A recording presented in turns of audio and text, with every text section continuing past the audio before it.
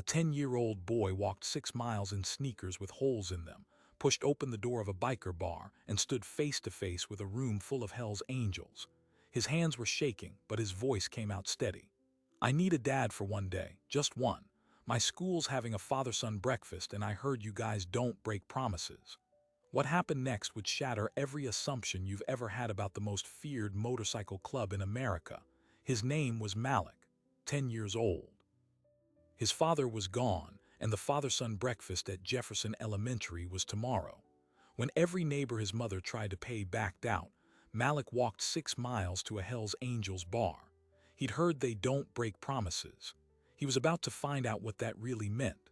Most people in that town pretended the bar on the dirt road didn't exist. It had no sign, just a heavy wooden door and the low rumble of Harleys out front. Inside, the air was thick with cigarette smoke and the kind of silence that falls when a stranger walks in.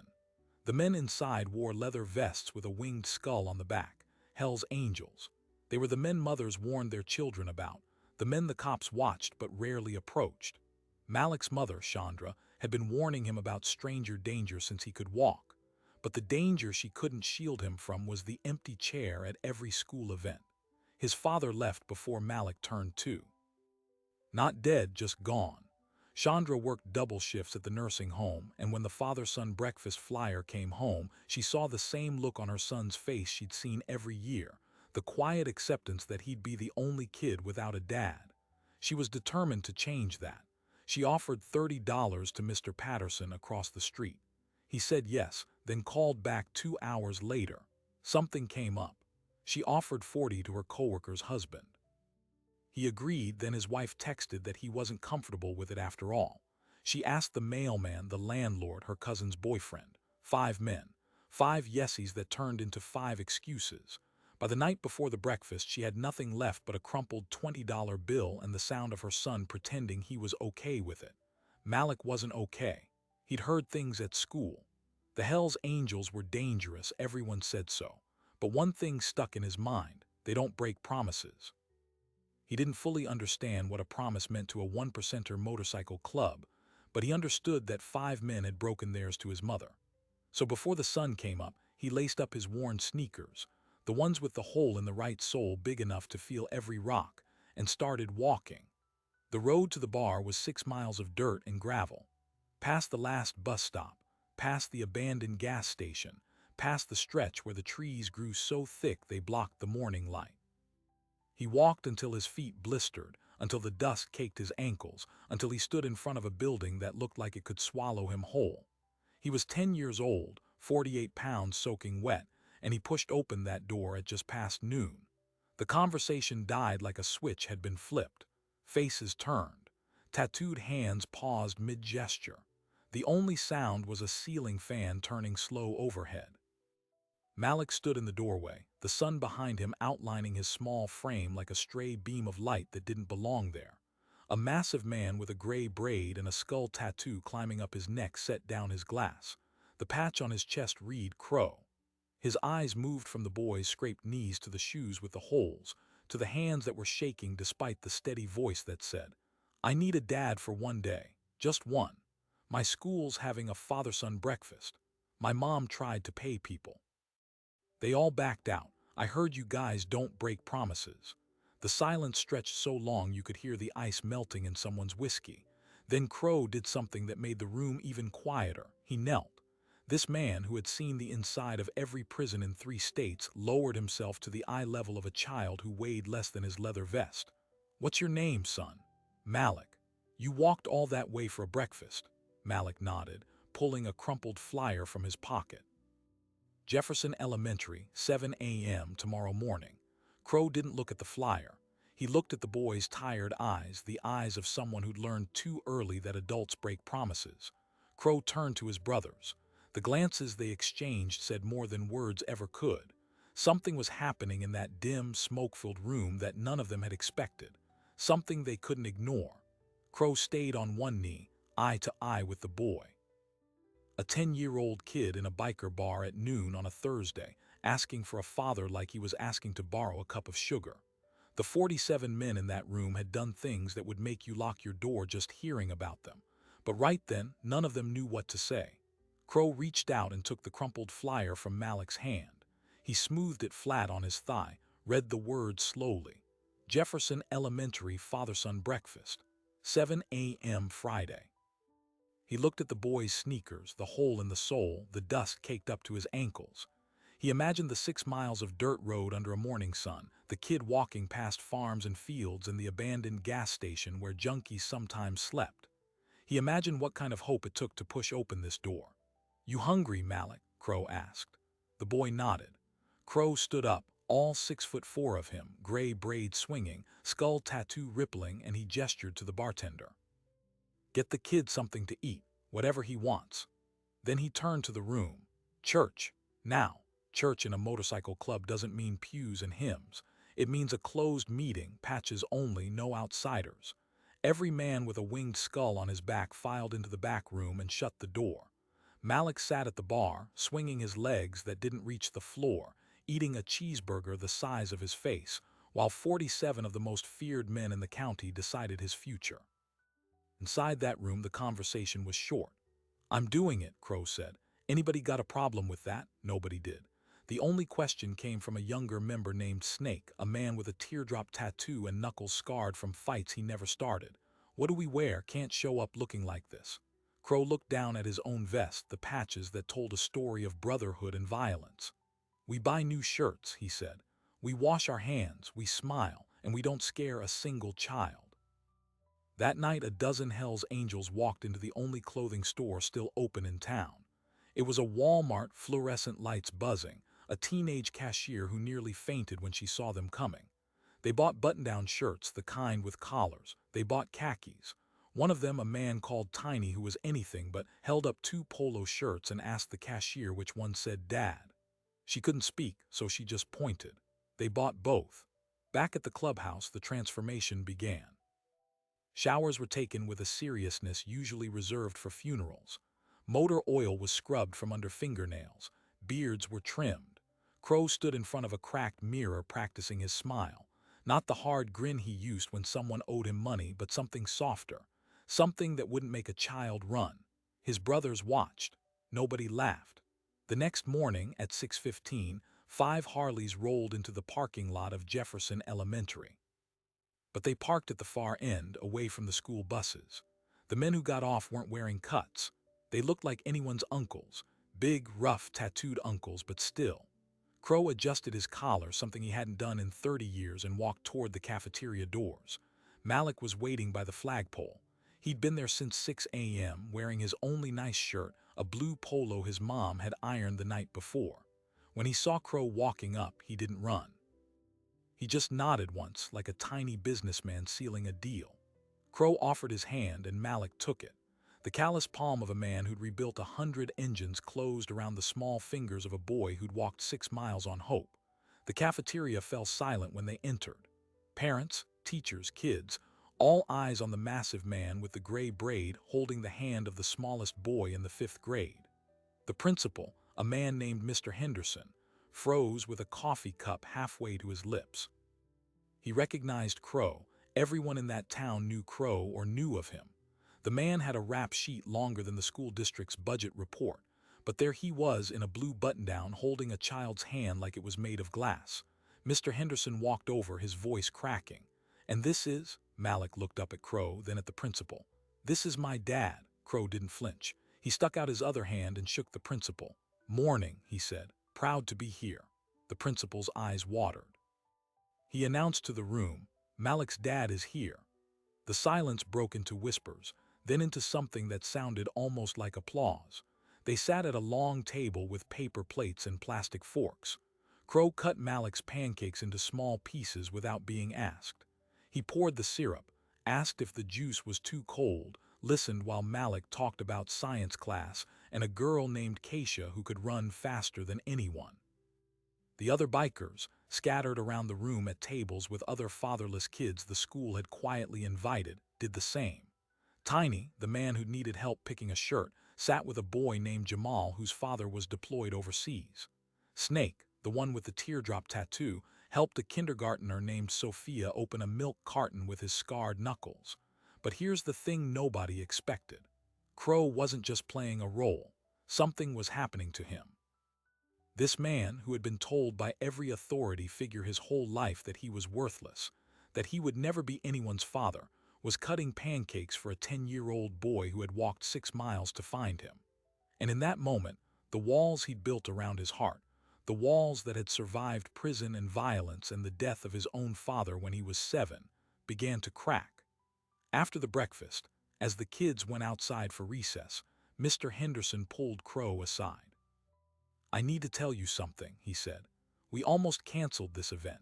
Some parents complained when they heard who was coming. They said they didn't want Hell's Angels in the school. I told them, these men are here for a child, which is more than I can say for the fathers who didn't show up." Crow didn't answer. He just looked out the window at the playground where Malik was showing his friends the man he'd found in a bar on a dirt road. The boy was laughing.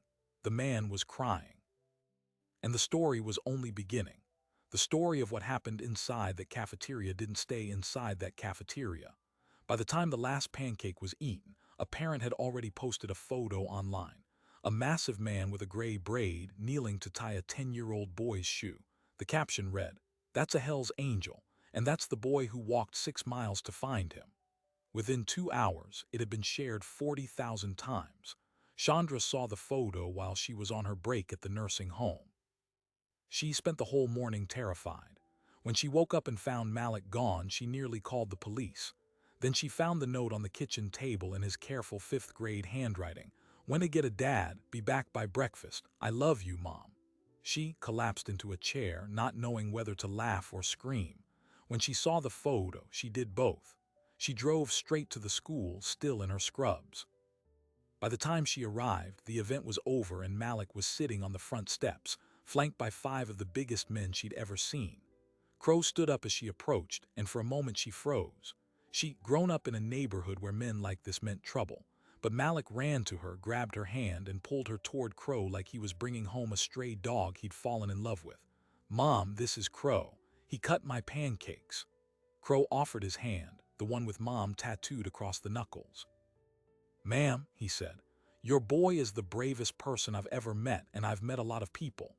Chandra looked at his hand, then at her son's face, the face that for the first time in years wasn't braced for disappointment. She took his hand.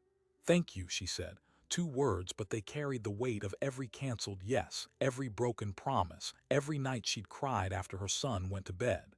The local news arrived within the hour, then the regional news.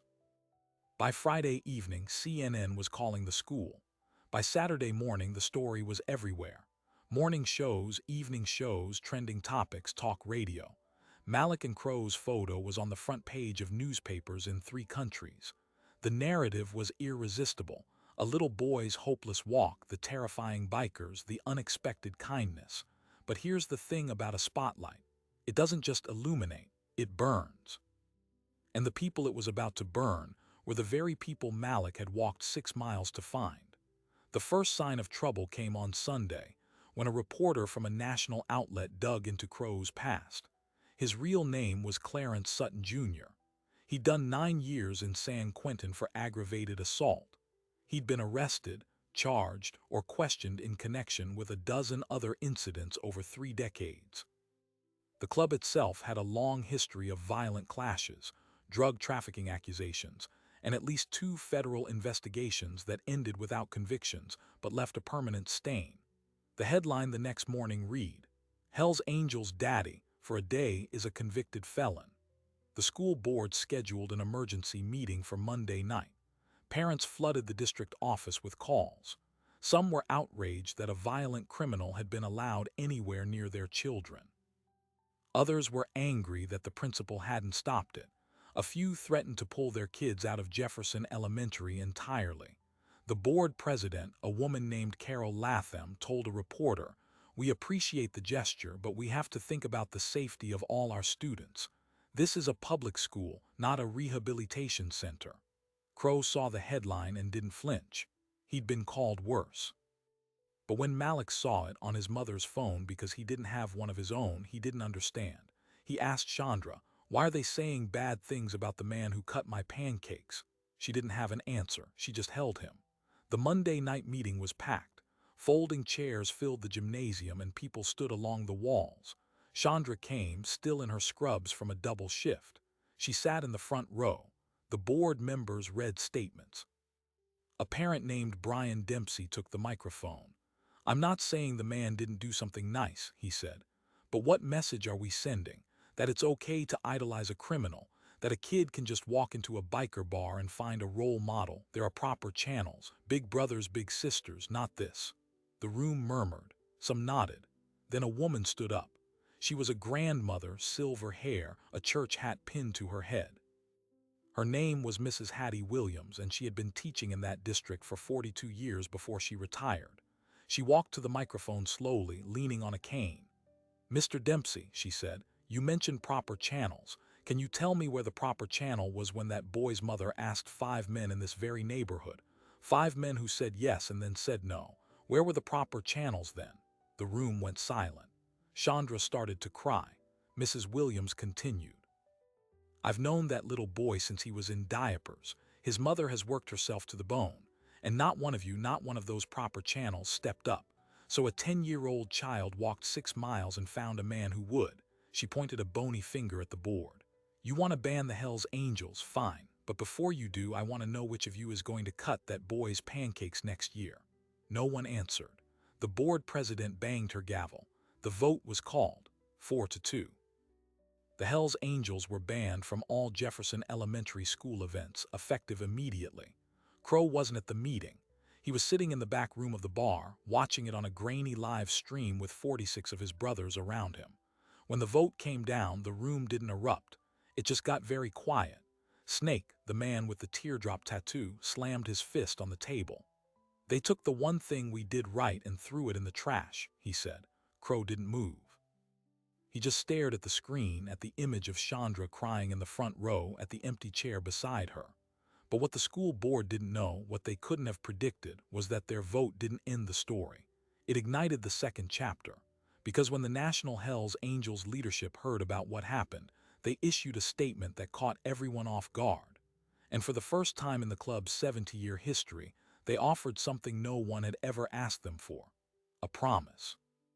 The statement came from Oakland, the Hells Angels mother chapter. It was 4 sentences long.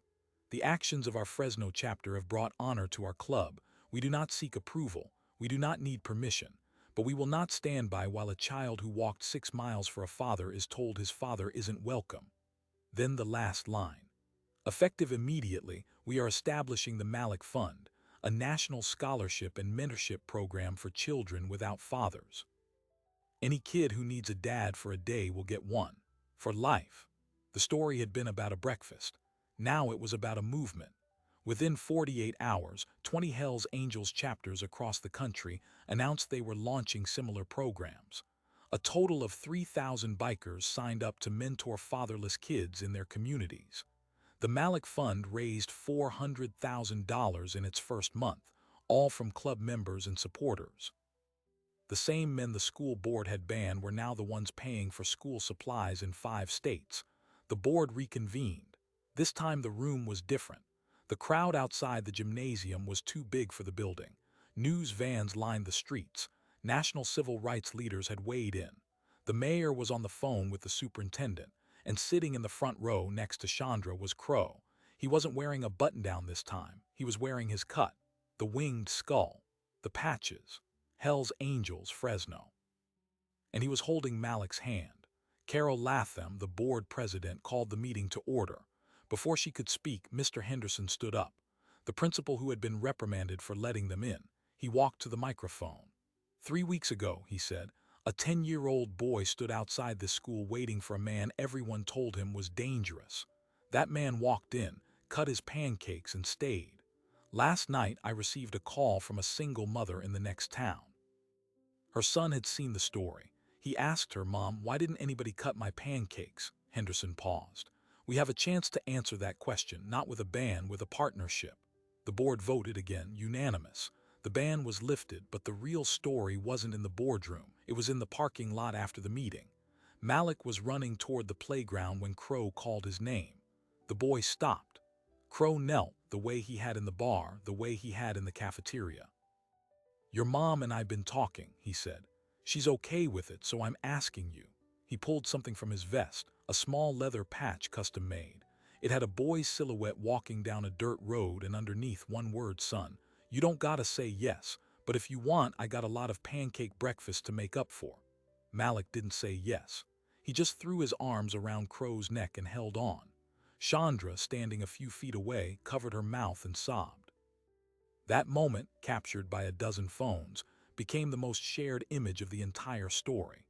A giant biker with a skull tattoo crying into a little boy's shoulder because a child had walked 6 miles and chosen him. Over the next year, the Malik Fund placed mentors in 12 cities. The Hells Angels, an organization with more FBI surveillance files than most corporations, had become the largest non-governmental fatherhood initiative in the country. Politicians didn't know how to react. Talk show hosts stumbled over their words. But every Saturday morning in a diner outside Fresno, you could find a massive man with a gray braid drinking orange juice with a fourth grader who called him Dad. And here's the detail that still gets me. A year after the breakfast, a reporter asked Crow why he did it, why he knelt down in that bar instead of sending the kid home like everyone expected. Crow was silent for a long time. Then he said, "When I was 7, my old man walked out. Left me and my mom with nothing. I spent 30 years being angry about it. Then this kid walks in, same shoes I had, same look in his eyes, and asks me to be his dad for a day. What was I gonna say? No." He looked at the reporter. "I didn't become his father that day. He became my son, and he's been saving me ever since." There's a photo on the wall of that diner now. A framed picture of a 10-year-old boy and 47 bikers at a school cafeteria. Underneath, in a child's handwriting, the words, "They showed up." Because when 5 men said no, a 6th man said yes. And that one yes from a convicted felon with a skull on his back rippled outward until it touched kids in 12 cities, rewrote the rules of a school board, and reminded the world that fatherhood isn't about biology. It's about who answers the door when you knock. We spend so much time teaching our kids to fear strangers. We tell them about stranger danger, about bad men with tattoos, about doors they shouldn't open. But a 10-year-old boy looked at the world his mother warned him about and decided that a room full of Hell's Angels was still safer than another empty chair at a school breakfast. And he was right. The question that sticks with me isn't why Malik walked 6 miles. It's why 5 men who lived on his own street said no first. They weren't dangerous men. They were neighbors. They had jobs and families and normal, respectable lives. But when a struggling mother offered them $40 to show up for her son, they all found excuses. The Hells Angel didn't. Crow isn't a hero in the way we usually use that word. He's done things that can't be undone. The system had written him off decades ago. But a little boy with holes in his shoes didn't care about his rap sheet. He cared about who was willing to cut his pancakes. And that's the part of the story that should keep us up at night. We've built a world where a child can be surrounded by neighbors and still have to walk 6 miles to find a father, where men in leather vests are the ones answering the call that men in polo shirts ignored. And maybe the Hells Angels aren't the outliers. Maybe they're just the ones who finally said yes.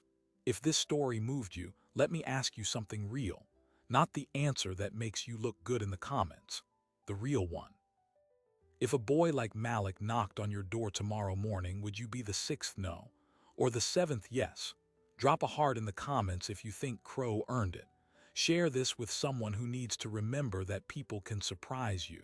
And if you're still knocking on a door that won't open, keep walking. Somewhere, somebody's about to answer.